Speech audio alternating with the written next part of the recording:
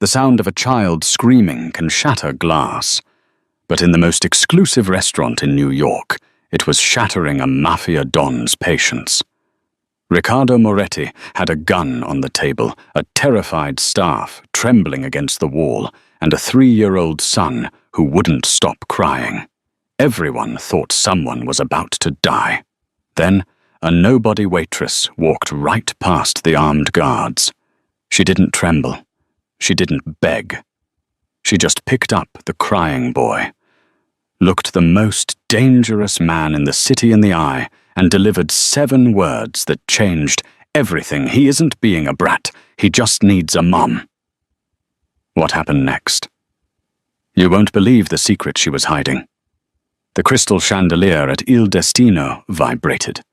It wasn't from an earthquake, and it wasn't from the subway rumbling beneath the Manhattan pavement. It was from the lungs of 3-year-old Leo Moretti.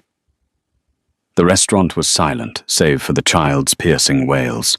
It was 8:00 p.m. on a Friday prime time. Usually the clinking of silverware against bone china and the low hum of deals being made filled the air.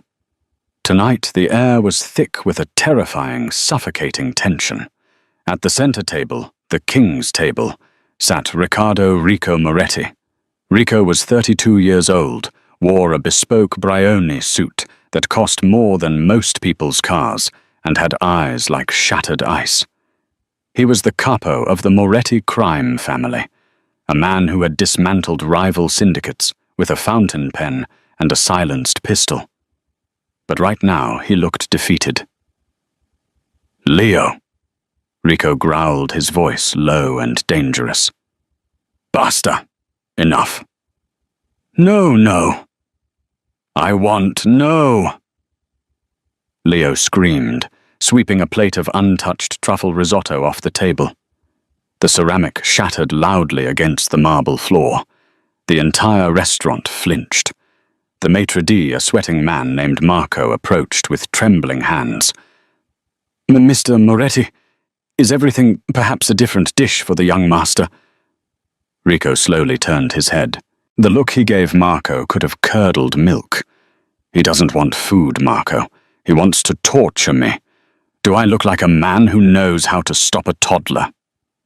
Rico ran a hand through his dark hair, gripping the roots. He had been a widower for 6 months. 6 months of hell. 6 months since his wife, Elena, had been gunned down in a drive-by that was meant for him. Since then, Leo hadn't spoken a full sentence. He only screamed. "Get him out of here," Rico snapped at his head of security, a giant named Dante. Dante reached for the boy. "Come on, little boss." Leo went feral. He bit Dante's hand, drawing blood. Dante recoiled, cursing under his breath. "Damn it!" Rico slammed his hand on the table. The silverware jumped. "Is everyone in my employ incompetent? Silence him, or I shut this place down." The threat hung heavy. Rico wasn't speaking metaphorically. He owned the building. He could burn it down tonight if the mood struck him. In the back corner near the kitchen doors, Clara Vance adjusted her apron. She was 24, with tired eyes and hair pulled back in a messy bun. She had been working a double shift on an empty stomach. She needed this job. She had rent to pay and a past to outrun. "Don't do it, Clara," whispered Sarah, another waitress. "That's the butcher of Brooklyn. If you go over there, you're dead."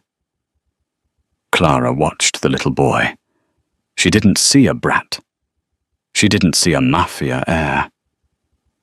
She saw a tiny red-faced human being who was drowning in grief. She saw the way he was clutching his own shirt, gasping for air between sobs. She knew that gasp. She knew that panic. Clara ignored Sarah. She grabbed a glass of warm milk from the service counter, dropped a single cube of sugar into it, and walked onto the floor. "Hey, you!" Marco hissed, trying to grab her arm. "Get back to the kitchen." Clara pulled away and kept walking. The sound of her cheap, rubber-soled shoes squeaking on the marble was the only sound other than Leo's screams. She stopped at the table. Rico looked up. His hand hovered near the inside of his jacket, where his sidearm rested. "Who are you?" Clara didn't look at Rico. She looked at Leo. She knelt down, ruining her tights on the wet risotto and broken ceramic. "Hey there," she said, softly. Her voice wasn't high-pitched or patronizing. It was low, steady. A grounding wire. Leo paused. Just for a second. He hiccuped, his tear-filled eyes widening as he looked at this stranger who was sitting in the mess with him. "It's loud in here, isn't it?" Clara whispered. "Too many people. Too many lights." Leo stared at her. He took a shaky breath. Clara reached out, not to grab him, but to offer the glass. "Warm milk, with a sugar cube. Someone I used to know liked this when the world got too loud." Leo looked at the milk. Then he looked at Rico. Then back at Clara. Slowly the boy's tiny hands reached out. He took the glass. He brought it to his lips and took a sip. The screaming stopped. The silence that followed was heavier than the noise. Clara reached into her apron pocket and pulled out a simple white napkin. She gently wiped the tears and snot from his face. "There," she said, smoothing his hair back. "You're okay. You're safe." Leo leaned into her touch. His eyes drooped. Within 30 seconds, the adrenaline crash hit him. He slumped forward, resting his head on Clara's shoulder, right there on the restaurant floor. Rico Moretti sat frozen. He stared at his son. The son who hadn't slept through the night in half a year, curled up against a waitress who smelled like dish soap and vanilla. Rico looked at Clara. For the first time, he really looked at her. The fraying collar of her uniform, the dark circles under her amber eyes, the scar on her chin. "How did you do that?" Rico asked, his voice hoarse. "Nannies with PhDs in child psychology couldn't do that." Clara carefully stood up, lifting the heavy toddler with surprising strength. She transferred him into Dante's waiting arms, though Leo whined at the loss of contact. Clara brushed the risotto off her knees. She looked Rico in the eye, a capital offense in his world. "He isn't difficult, Mr. Moretti," she said, "and he isn't hungry for risotto." "Then what is it?" Rico demanded, standing up to his full height. He towered over her. Clara didn't flinch. "He's terrified. He's grieving. He just needs a mom." The silence stretched. Marco, the manager, looked like he was about to faint. "You did not mention the dead wife. You did not talk back to the Don." Rico's jaw tightened. "Get out." Clara blinked. "Excuse me." "You heard me," Rico said, his voice cold again, the wall slamming back up. "Leave my table. In fact, leave the restaurant." Clara felt a sting of humiliation, but she nodded. Gladly. She turned and walked away. As soon as the kitchen doors swung shut behind her, Rico exhaled, sinking back into his chair. He looked at Dante, who was holding the now sleeping Leo. "Dante," Rico said quietly. "Boss. Find out who she is. Find out everything. Where she lives, who she owes money to, what she eats for breakfast." "You want me to handle her?" Dante asked, implying violence. Rico looked at his sleeping son. "No. I want to hire her." Clara was fired before she even finished her shift. Marco didn't care that she had quieted the VIP's son. He cared that she had humiliated the establishment by sitting on the floor and speaking out of turn to the owner of the city. "Here's your payout for the week." Marco sneered, shoving a wad of cash into her hand at the back exit. Don't come back, Clara. You're trouble. Clara stood in the alleyway. It had started to rain, a cold, miserable New York drizzle. She counted the cash. $200. It wouldn't even cover the electricity bill, let alone the rent hike her landlord, Mr. Henderson, had slapped on her door yesterday. She pulled her thin coat tighter around herself and began to walk. The alley was dark, smelling of wet garbage and ozone. She was 3 blocks away, waiting at a crosswalk when a black Cadillac Escalade rolled up beside her. The window hummed down. "Get in," a deep voice commanded. Clara stiffened. She knew that voice. She turned to see Rico Moretti sitting in the back seat, the interior illuminated by the soft glow of a laptop screen. "I'm not a prostitute, Mr. Moretti," Clara said, staring straight ahead. "And I don't take rides from strangers." "I'm not a stranger. I'm the man who owns the restaurant you just got fired from," Rico said. "And it's raining. Get in, or I'll have Dante pick you up and put you in." Clara looked at the hulking driver in the front seat. She weighed her options. Getting in was dangerous. Walking home and getting evicted was certain doom. She opened the door and slid onto the leather seat. It was warm inside. It smelled of expensive cologne and leather. "Seatbelt," Rico said. "Where are you taking me?" "To discuss your new employment." Clara laughed, a dry, humorless sound. "I'm a waitress, Mr. Moretti, unless you need someone to serve risotto to your enemies. I don't see what use I am to the Mafia." Rico turned to her. In the streetlights passing by, his face was sharp, angular, and incredibly tired. "I don't need a waitress," he said. "I need a wife." Clara choked on air. "Excuse me." Rico tapped a file folder on the seat between them. "Clara Vance, age 24, born in Chicago. No living family. Dropped out of nursing school 3 years ago. Moved to New York to start over. Currently 2 months behind on rent at a studio apartment in Queens." Clara felt a chill that had nothing to do with the rain. "You stalked me." "I vetted you. There's a difference." Rico opened the file. "My son Leo. He hasn't connected with anyone since Elena died. Tonight was the first time he stopped crying without sedatives or exhaustion taking over." "So you want a nanny?" Clara said. "No, I have enemies, Clara. The Salvi family is circling like vultures. They think I'm weak because I'm a grieving widower with an uncontrollable child. They think my house is in chaos." Rico closed the file.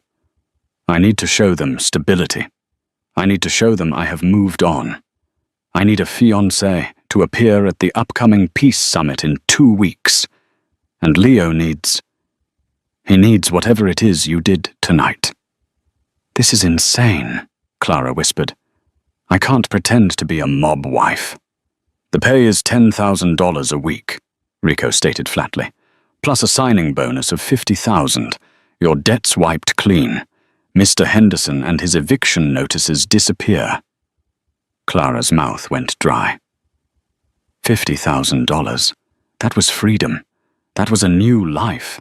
"And if I refuse, then you get out of the car," Rico said, "and you go back to your life. I won't harm you. I'm not a monster despite what the papers say." "But Leo..." Rico looked out the window. "Leo will wake up screaming again tonight." Clara looked at the powerful man, who suddenly looked very small. She thought of the little boy with the terrified eyes. She thought of the empty crib she had left behind in Chicago, the secret she kept locked away in the deepest part of her heart, the reason she knew how to stop a crying child. "What are the rules?" Clara asked softly. Rico looked back at her, his eyes dark. "You live in my house. You care for Leo. You wear the ring. You smile at the cameras. But you do not ask about my business. You do not go into the basement. And you never, ever fall in love with me." Clara met his gaze. "That won't be a problem, Mr. Moretti. I don't believe in love anymore. Rico extended his hand. Then we have a deal. Clara shook it. His skin was rough, his grip firm. Drive, Dante, Rico said. The car sped up, heading toward the bridges, toward the sprawling estates of Long Island. Clara watched the city lights fade. She had just sold her soul to the devil to save a child. She had no idea that the devil was the only one who could save her from what was coming. The Moretti estate was less of a home and more of a fortress. High stone walls, topped with razor-wire cameras, pivoting on every corner, and men with bulges under their jackets patrolling the grounds. When the Escalade pulled up, the front doors opened to reveal a grand foyer that was cold and pristine. It felt like a museum, not a place where a child lived. Your room is in the East Wing, Rico said, stepping out of the car. Leo's room is adjoining. My room is down the hall. Stay out of the West Wing. That is my office, and he paused. Just stay out. Clara was shown to her room by a housekeeper named Maria, who looked at her with a mixture of pity and suspicion. The room was larger than Clara's entire apartment. A silk dress was laid out on the bed. Mr. Moretti expects you at breakfast at 7:20 a.m. sharp, Maria said. Don't be late. That night, Clara couldn't sleep. The silence of the house was oppressive. Around 2:00 a.m., she heard it again. The screaming. She bolted out of bed, running barefoot into the hallway. She pushed open the door to Leo's room. Leo was standing in his crib, thrashing against the wooden bars, his face purple with exertion. Mama! Mama! Rico was already there, trying to hold him, but Leo was pushing him away, scratching at Rico's chest. Leo, please! Rico was pleading, sounding exhausted. Clara didn't hesitate. She stepped into the room. Let me. Rico looked up, startled. He was shirtless, revealing a tapestry of scars across his torso, knife wounds, bullet grazes. Clara forced herself to look at his face, not his body. He doesn't want me, Rico said bitterly, stepping back. Clara approached the crib. She didn't pick Leo up immediately. She started to hum, a low, melancholic tune. Lavender's blue dilly-dilly, lavender's green. Leo froze. His head snapped toward her. Hi, Leo, Clara whispered. Bad dreams. She lowered the crib rail and lifted him. He was hot, sweaty. She carried him to the rocking chair by the window. She sat down, rocking back and forth, continuing to hum. Rico stood in the doorway, watching. He leaned against the frame, crossing his arms. The moonlight washed over them. For a moment, the dangerous Don looked like just a man watching his family. But they weren't his family. She was a stranger.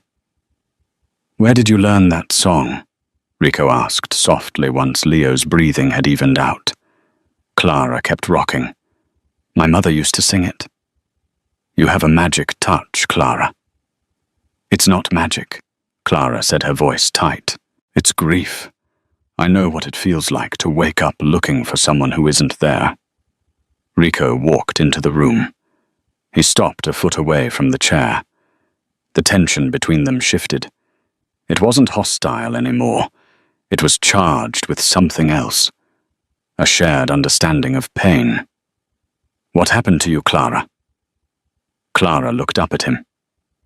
That wasn't in the file, Mr. Moretti. You pay me to be a mother to him.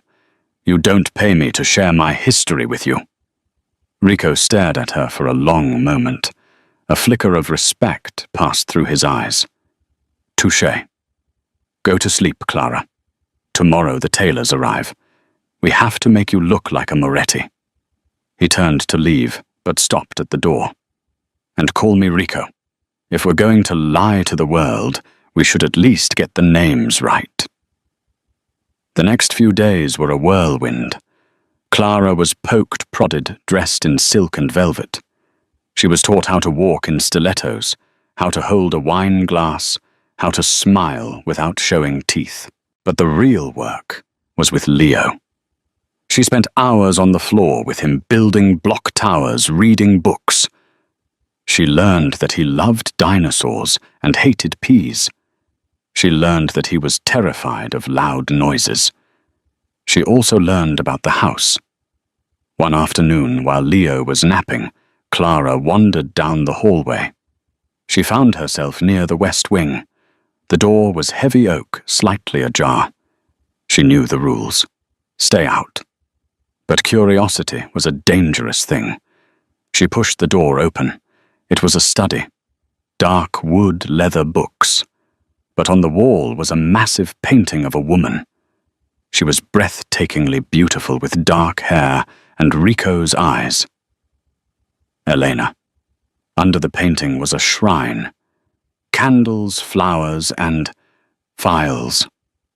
Clara stepped closer. The files were spread out on the desk. They were police reports, autopsy photos. Clara gasped. She saw a photo of a car, a silver sedan riddled with bullets.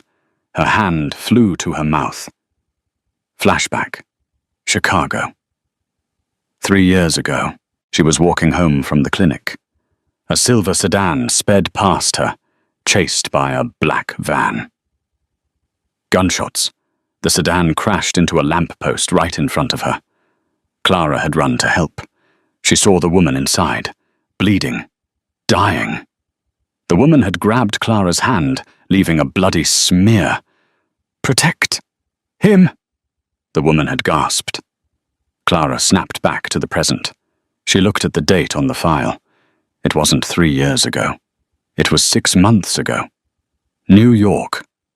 But the car, the method, it was exactly the same hit she had witnessed in Chicago. The one that had made her flee the city, because the shooter had seen her face. "What are you doing in here?" The voice was like a whip crack. Clara spun around. Rico was standing in the doorway, and this time he wasn't looking at her with respect. He was holding a gun. The door was open," Clara stammered, backing up against the desk. Rico holstered the gun, but crossed the room in 2 strides.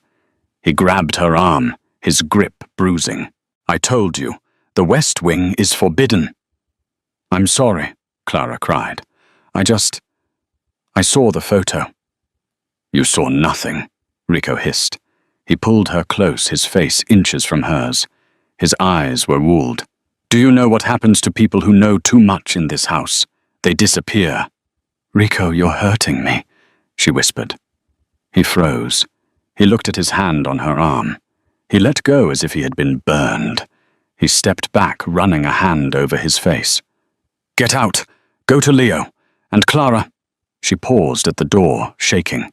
"If you ever enter this room again, the deal is off.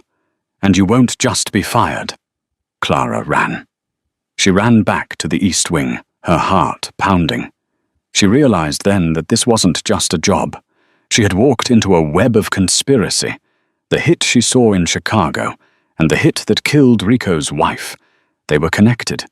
And if the killer was still out there, they might recognize Clara just as easily as she recognized their work. She wasn't just a fake fiancée. She was a loose end. 2 weeks passed. The night of the Peace Summit arrived. The Moretti estate was transformed. The fortress became a ballroom. String quartets played champagne, flowed, and the most dangerous criminals in America gathered in tuxedos. Clara wore a dress of emerald green satin that hugged every curve. A diamond necklace, Rico's mother's, rested at her throat. "You look—" Rico paused as she walked down the stairs. He cleared his throat. "Adequate." "High praise from the Don," Clara quipped, though her stomach was in knots. "Stay close to me," Rico murmured, offering his arm. "Tonight we meet Don Salvi. He is the one who ordered the hit on my wife. I can't prove it yet, but I know. If he killed her, why are we having dinner with him?" Because in this world you keep your friends close and your enemies within stabbing distance. They entered the ballroom. All eyes turned to them, the butcher of Brooklyn and his mystery woman. "Smile," Rico whispered. He placed a possessive hand on her lower back. His touch was hot through the silk. A man approached them. He was older, with silver hair and a smile that didn't reach his eyes. Don Salvi. "Ricardo," Salvi boomed, "and this must be the lady who tamed the beast." "Clara," Rico said. "This is Don Salvi." Clara extended her hand. "A pleasure." Salvi kissed her knuckles. His lips were cold. "Charmed. You know you look familiar, my dear. Have we met?" Clara's heart stopped. "I don't think so. I'm from the Midwest." "Ah, a country girl." Salvi chuckled. He turned to the man standing behind him. "Meet my new underboss, Luca." Clara looked at Luca. He was a man in his 30s, handsome in a cruel way. He reached out to shake her hand. As his sleeve rode up, Clara saw it. A tattoo on his wrist. A snake eating its own tail. The Ouroboros. Clara's vision blurred. The noise of the party faded. Flashback, Chicago. The gunman stepping out of the black van. He raised the pistol. The street lamp caught his wrist. The snake tattoo. It was him. Luca was the man who had killed the woman in Chicago, and if Rico suspected Salvi's men killed his wife using the same method, Luca was a professional hitman. A cleaner. Clara pulled her hand away too quickly. "Nice to meet you." Luca narrowed his eyes. He tilted his head, studying her face. "You seem nervous, Signora." "Just overwhelmed," Clara managed to say. "Rico, could I get some air?" Rico sensed her panic. He tightened his grip on her waist. "Of course, darling." He led her to the balcony. As soon as the glass doors closed, he spun her around. "What is it you're shaking?" "Rico," Clara gasped, clutching his lapels. "That man, Luca." "What about him? He's the one." "The one what?" "The one I saw in Chicago, 3 years ago. I witnessed a murder, Rico. A woman was shot in her car. I saw the shooter. I saw his tattoo. A snake eating its tail." Rico went rigid. "Luca has that tattoo." "Yes, he's the killer. And if he's here, Rico, he works for Salvi." Rico's eyes turned murderous. "Salvi didn't just kill Elena. He's been running a hit squad across the country." "He recognized me," Clara whispered. "I saw it in his eyes. He knows I'm the witness who got away." Suddenly, the balcony door opened. "Ricardo," a voice called out. It was Marco, the restaurant manager, who was helping cater the event. But Marco looked pale. He had a gun pressed to his back. Behind him stood Luca, and he was holding a silenced pistol. "I thought I knew you," Luca said, stepping onto the balcony and sliding the door shut, locking it. "The little nurse from Chicago. You have 9 lives, sweetheart." Rico stepped in front of Clara. "Luca, you're making a mistake." "The mistake was missing her 3 years ago." Luca grinned. "Don Salvi sends his regards, Rico. He figures if he kills your new fiancée the same way he killed the first one, you'll finally break." Rico didn't move. "You think you can kill us both and walk out of here? Who's going to stop me? Your men are drinking my wine. And Dante is currently taking a nap in the pantry with a knife in his throat." Rico's face fell. Dante was dead. "Clara," Rico said, his voice terrifyingly calm. "When I move, you run. Jump off the balcony." "What, it's 20 feet. Better a broken leg than a bullet in the head." "So romantic," Luca sneered. He raised the gun. Rico exploded into motion. He didn't go for his own gun. He lunged at Marco, shoving the manager into Luca. Thwip! A silenced shot went wild, shattering the glass door. "Run!" Rico roared, tackling Luca. Clara scrambled over the stone railing. She looked down. Dark bushes below. She didn't think. She jumped. She crashed into the hedge, scratching her face, twisting her ankle. Pain shot up her leg, but she scrambled up. Gunshots rang out from the balcony above. Loud ones now. Rico was fighting back. Clara limped toward the main house, screaming for help. But then she stopped. Leo. If Luca was here, if Salvi was making a move, they wouldn't just target Rico. They would target the air. Clara forgot her ankle. She forgot the pain. She turned and ran toward the back of the house, toward the trellis that led to the nursery window. She had to get to the boy. Because she wasn't just his nanny anymore. She was the only mum he had left. The pain in Clara's ankle was a living thing. It was a hot, jagged spike that drove up her leg with every limping step she took across the wet lawn. The rain had turned into a torrential downpour, masking the sounds of the chaotic gunfight erupting inside the mansion. Clara didn't look back at the balcony where she had left Rico. She couldn't. If he was dead, she would mourn him later. If he was alive, he was fighting a war. Her war was upstairs in the nursery. She reached the base of the east wing. The trellis covered in thick, thorny ivy stretched up to the second-floor window, Leo's room. "Come on," she whispered to herself, her teeth chattering from the cold and shock. "Come on, Clara." She kicked off her remaining stiletto. Barefoot, she stepped onto the wooden lattice. The first step made her scream, silently biting her lip until she tasted iron. Her twisted ankle throbbed violently, threatening to give way. She dragged her weight up with her arms, her fingers digging into the wet wood and thorns. The silk of her emerald dress tore, snagging on the rough vines. She didn't care. 1 rung. 2 rungs. Don't look down. Above her, the nursery window was dark. A flash of lightning illuminated the glass. Inside the house, the muffled thump-thump of silenced gunshots echoed.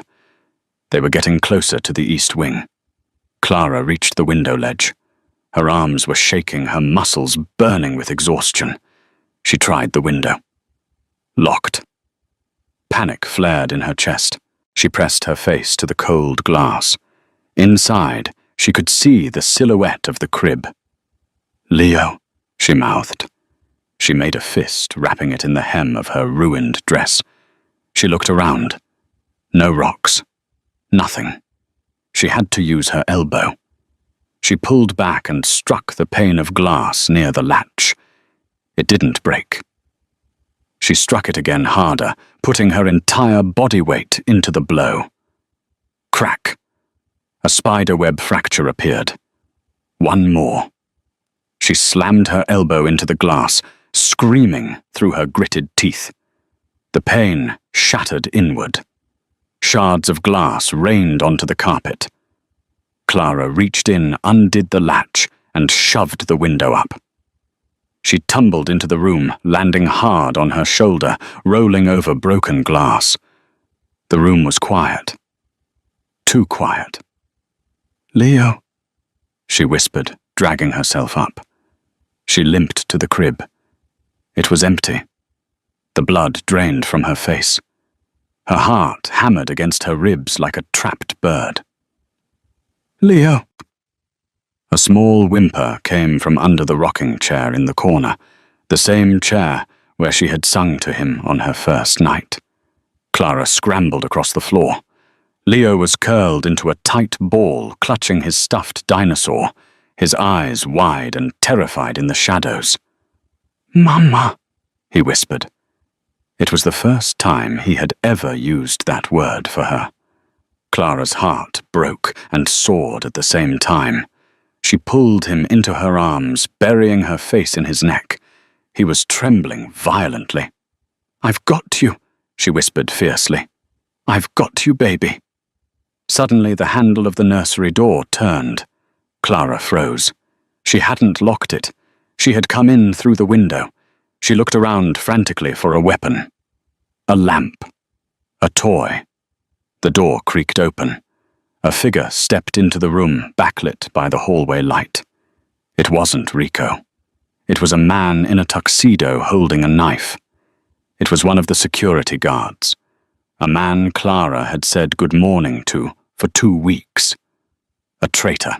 "Sorry, Miss Vance," the man said, his voice void of emotion. "Salvi pays better." He stepped forward. Clara pushed Leo behind her. She stood up, favoring her good leg. She was a waitress, a failed nursing student. She was 5'5" and unarmed. He was 6'2" and trained to kill. "Don't touch him," Clara warned, her voice low. It wasn't a plea. It was a growl. The guard laughed. "You think you can stop me?" He lunged. Clara didn't back away. She dropped. As the knife slashed through the air where her neck had been, she grabbed the heavy ceramic base of the humidifier from the floor. With a primal scream, she swung it upward. Crack! The ceramic connected with the guard's kneecap. Bone crunched. The man howled, stumbling back, dropping to one knee. But he didn't drop the knife. He slashed out blindly the blade, catching Clara's forearm. A line of fire erupted on her skin. Warm blood, soaking her sleeve instantly. Clara cried out, but didn't stop. She shoved the heavy rocking chair toward him, pinning him against the wall for a split second. "Run Leo into the closet!" she screamed. The guard shoved the chair away with a roar of rage. He scrambled up, eyes murderous. "You little Bang! The sound was deafening in the small room. The guard's head snapped back. He crumpled to the floor, motionless. Clara gasped, spinning around. Rico stood in the doorway. He looked like a wreck. His tuxedo jacket was gone. His white shirt was soaked in blood, some of it, most of it not. He was breathing heavily, his chest heaving, a smoking pistol in his hand. He looked at the dead guard. Then he looked at Clara. He saw the blood dripping from her arm. He saw the glass shards in her hair. He saw the fierce, protective way she was standing in front of the closet where his son was hiding. He dropped the gun and crossed the room in 3 strides. "Clara!" he choked out. He grabbed her face in his hands, his thumbs smearing blood on her cheek. His eyes searched hers, frantic, terrified. "You came back," he whispered, as if he couldn't believe it. "I told you to run." "I couldn't leave him," Clara sobbed, the adrenaline finally crashing.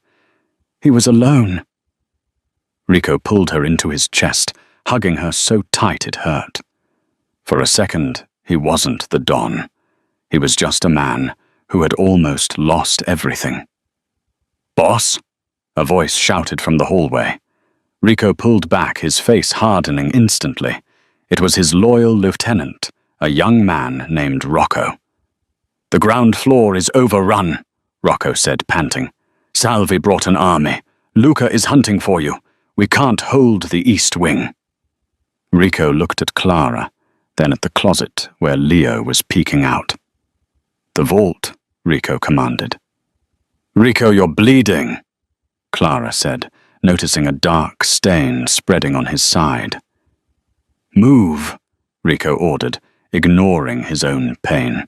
He scooped Leo up in one arm and grabbed Clara's uninjured hand with the other. "We have to disappear." The vault was not just a panic room. It was a subterranean bunker built beneath the wine cellar, encased in 2 feet of reinforced concrete and steel. The heavy steel door hissed shut, sealing with a mechanical thud that cut off the world. The sounds of gunfire, rain, and screaming vanished instantly. The silence was sudden and heavy. The room was Stark Cott's medical supplies monitors showing the camera feeds of the house above and a ventilation system that hummed quietly. Rico set Leo down on one of the cots. The boy was eerily quiet, his eyes wide and vacant. The trauma was setting in. Rico turned away, leaning heavily against the steel wall. He slid down until he was sitting on the floor, clutching his side. His face was grey. Rico. Clara forgot her own throbbing ankle. She limped over to the medical cabinet, tearing it open. Her nursing training kicked in, overriding her fear. She grabbed Gore's antiseptic and a suture kit. She knelt beside him. "Let me see," she commanded. Rico tried to wave her away. "Check Leo first." "Leo is in shock, but he's physically fine. You are bleeding out on the floor. Shirt off. Now!" Rico looked at her. The submissive waitress was gone. The terrified girl was gone. This was a woman in her element. He obeyed, unbuttoning his ruined shirt with shaking hands. The wound was a deep graze along his ribs. A bullet had passed through the flesh, but missed the vital organs. It was ugly, but not fatal if stopped. "It needs stitches," Clara said, her voice clinical and steady. "This is going to hurt. I don't have anesthesia." "Do it," Rico gritted out. Clara worked. Her hands, which had trembled when holding a wine glass hours ago, were now rock steady. She cleaned the wound, ignoring Rico's sharp intake of breath. She threaded the needle. As she stitched his skin, the intimacy of the moment settled over them. They were inches apart. She could smell the gunpowder and rain on him. He could smell the sweat and terror on her. "Why?" Rico asked, his voice rough. He was watching her face, studying the way her brow furrowed in concentration. Clara didn't look up. "Why what? Why did you come back? You had a way out. You could have disappeared into the night. You know what Salvi does to people. Why risk dying for a child who isn't yours?" Clara tied the final knot and snipped the thread. She taped the gauze over the wound. Only then did she sit back, resting against the cold wall next to him. She looked across the room at Leo, who had curled up with a blanket and finally fallen asleep. "Because I know what it's like to be him," Clara said softly. "And I know what it's like to be the one left behind." Rico turned his head to look at her. "Tell me." Clara took a deep breath. She pulled her knees to her chest. "I didn't just drop out of nursing school because of money, Rico. I dropped out because I was pregnant." Rico went still. "I had a daughter," Clara whispered. Tears welled in her eyes, but they didn't fall. "Her name was Mia. She was born with a heart defect. I worked 3 jobs trying to pay for the surgeries. I did everything. But it wasn't enough." She wiped her face with the back of her hand. "She died in my arms in a hospital room that looked a lot like this one. Cold, sterile. She was 3 years old, the same age as Leo." Rico reached out. His hand, large and calloused, covered hers. "After she died," Clara continued, her voice shaking, "I felt hollow. I kept hearing her cry at night. I kept waking up to go check a crib that wasn't there anymore. That's why I left Chicago. That's why I was walking home that night when I saw Luca kill that woman. I was walking because I couldn't stand the silence of my empty apartment." She turned to Rico. Her amber eyes were raw, stripped of all defenses. "When I saw Leo screaming in the restaurant, I didn't see a brat. I saw a child who was screaming because the world had been ripped away from him. And when I held him, for the first time in 2 years, the silence inside me stopped." Rico stared at her. The revelation hung between them. She wasn't just a hired actress. She was a mother, without a child, healing a child without a mother. Clara, Rico murmured. The name sounded like a prayer on his lips. He leaned in. The distance between them evaporated. He didn't kiss her. Not yet. He pressed his forehead against hers. It was a gesture of immense vulnerability for a man who never lowered his guard. "I am sorry," he whispered. "I am sorry for your loss, and I am sorry I dragged you into this hell." "I walked into it," Clara replied, her voice barely audible. "I chose to stay." "You are the bravest person I have ever met," Rico said. He pulled back slightly to look her in the eyes. "Salvi thinks he can break me by taking my family. He doesn't realize he just gave me a reason to burn the world down." He glanced at the monitors. On the screen, shadowy figures were moving through the hallway above. They were searching for the entrance to the vault. Rico's expression shifted. The sadness was replaced by a cold, calculated fury. The dawn was back. "They are looking for the hidden door," Rico said. "It will hold for a few hours, but not forever." "What do we do?" Clara asked. Rico stood up. He grimaced at the pain in his side, but pushed through it. He walked to a weapon rack on the far wall. He racked the slide of an assault rifle. "We don't hide anymore," Rico said. "There is a tunnel at the back of this vault.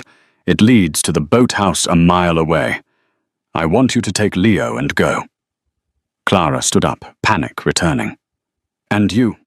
"I am going to open the main door," Rico said calmly. "I am going to draw them in, and I am going to end this." "No," Clara said, grabbing his arm. "That's suicide. Luca is out there. There are dozens of them. It's the only way to ensure you get away," Rico said. He looked at her, his eyes blazing with an intensity that took her breath away. "I lost Elena because I wasn't fast enough. I won't lose you. Not you." He cupped her face one last time. "Go, Clara. Take my son. Teach him to be better than me." He leaned down and kissed her. It was desperate tasting of blood and salt and goodbye. It lasted only a second, but it seared Clara's soul. Rico pulled away, unlocked the back tunnel door, and shoved a set of keys into her hand. "The boat is fueled. Go to the coordinates on the GPS. Don't look back." He turned toward the heavy steel door of the vault, his finger hovering over the release button. Clara looked at the dark tunnel.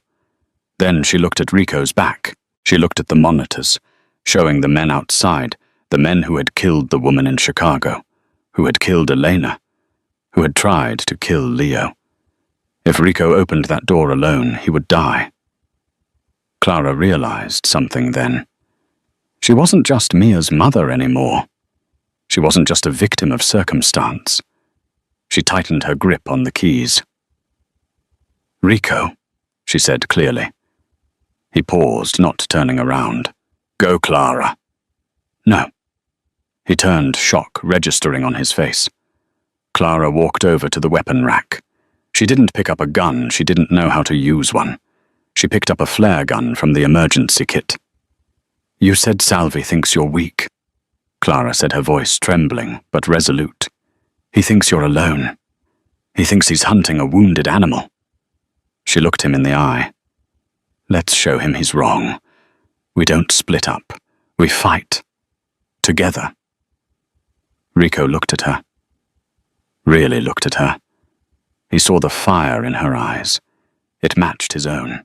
A dark, dangerous smile slowly spread across his face.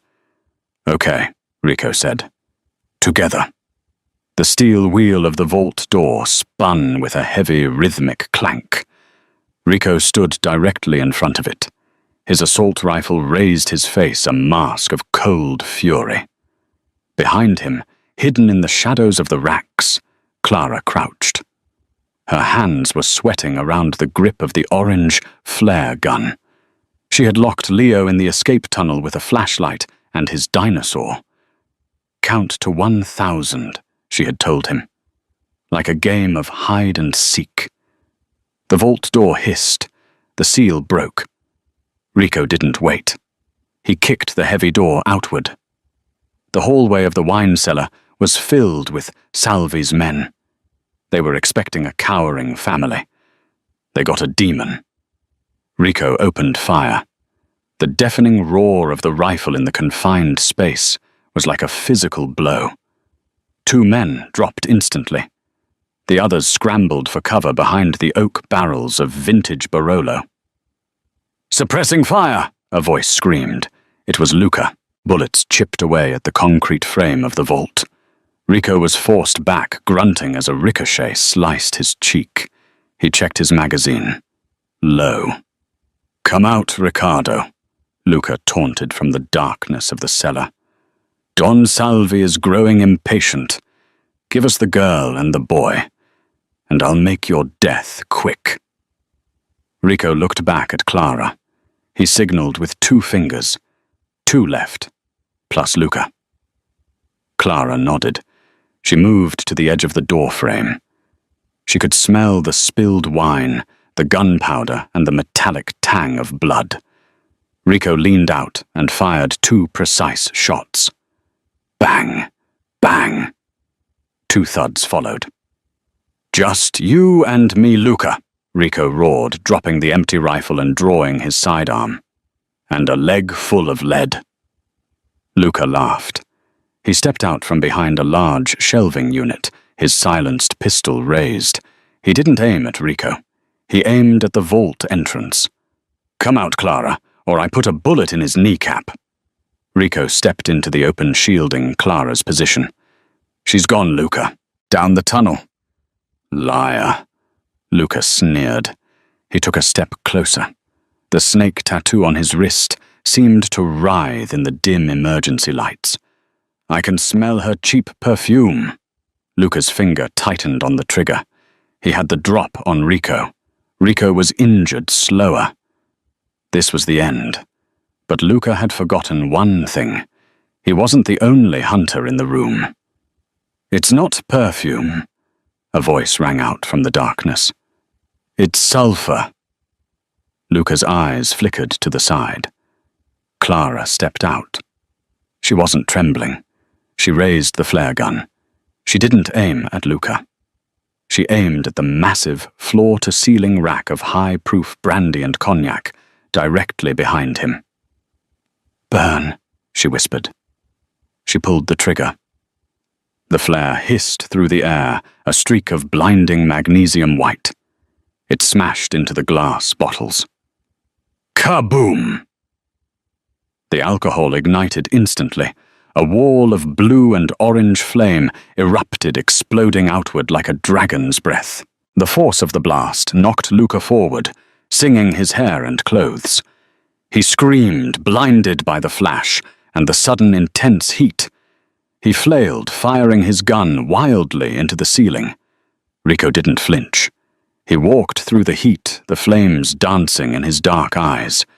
He looked like the devil reclaiming his throne. He kicked the gun out of Luca's hand.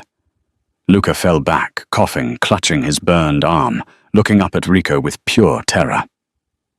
"You killed my wife," Rico said. His voice was terrifyingly quiet over the roar of the fire. "It was just business," Luca pleaded, scrambling backward across the wet floor. "Salvi made me, and this," Rico said, raising his gun, "is a family matter." Bang!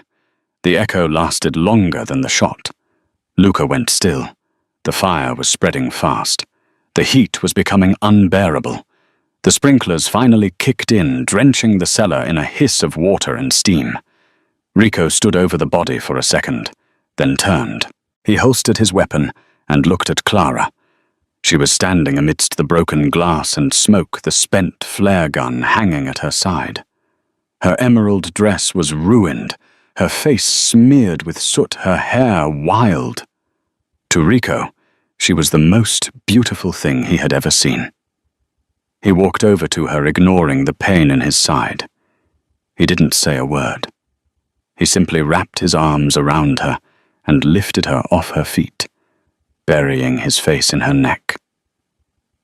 "We did it," she sobbed into his shoulder, the adrenaline finally breaking. "We did it. he murmured. Now let's go get our son. 6 months later. The garden at the Moretti estate was in full bloom. The high walls were still there, but the razor wire was gone, replaced by climbing roses. The press was gathered at the gates, cameras flashing. The headlines had been dominating New York for months. Don Salvi arrested anonymous. Tip reveals evidence of contract killings. The evidence, of course, had been provided by a certain anonymous source who knew exactly where Salvi buried his secrets. But inside the walls, it was quiet. Clara sat on the patio watching Leo chase a golden retriever puppy across the grass. He was laughing, a loud, belly-shaking sound that still made Clara's heart skip a beat every time she heard it. "He looks happy," a voice said. Clara looked up. Rico stood there. He wasn't wearing a suit. He was wearing jeans and a white t-shirt, looking younger, lighter. The darkness that had shrouded him for so long had lifted. "He is happy." Clara smiled. "He slept through the night all week." "And you?" Rico asked, sitting down next to her. He took her hand, his thumb tracing the diamond ring on her finger. The fake ring. "I'm waiting," Clara said. "Waiting for what?" "For my contract to expire," she teased gently. 6 months. That was the deal. The peace summit is over. Salvi is gone. You don't need a fake fiancé anymore." Rico went quiet. He looked at Leo, then back at Clara. He reached into his pocket and pulled out a small velvet box. "You're right," Rico said. "I don't need a fake fiancé." He opened the box. Inside wasn't a diamond the size of a skating rink. It was a simple, elegant band with a sapphire, the color of the dress she wore the night she saved his life. "I need a real one," Rico said, his voice thick with emotion. "I don't want you to stay because of a contract, Clara. I want you to stay because I can't hear the music without you. You brought the melody back to this house." Clara looked at the ring, then at the man who had walked through fire for her. "I'm not easy, Rico," she warned, tears pricking her eyes. "I have baggage. I have scars." "Good." Rico smiled, leaning in. "So do I. We match." He slid the ring onto her finger. It fit perfectly. "Mummy, Daddy, look," Leo shouted from the lawn, holding up a stick he had found. Clara froze. It was the first time Leo had called Rico Daddy in a year, and the first time he had ever called her Mommy in the daylight. Rico's eyes shone. He kissed Clara deep and slow, sealing a promise that was stronger than any Mafia oath. "Coming, Leo," Clara called out, laughing through her tears. She stood up, hand in hand with the most dangerous man in New York, and ran toward the little boy who had brought them together. The scream at the restaurant had started it all, but the laughter in the garden was how it ended. And that is the end of the Don's lullaby. From a crying toddler in a restaurant to a blazing showdown in a wine cellar. Clara and Rico's journey proves that sometimes the hardest people to love are the ones who need it the most. I want to know what you think. Did Rico deserve a second chance? And was Clara right to use that flare gun? Let me know in the comments if this story tugged at your heartstrings or kept you on the edge of your seat. Please give this video a huge thumbs up. It helps the channel so much. And if you haven't already, hit that subscribe button and ring the bell so you never miss a new story. I have a new romance thriller coming next week that involves a runaway bride and a grumpy bodyguard, and you do not want to miss it. Thanks for listening, and remember, sometimes a scream is just a cry for help.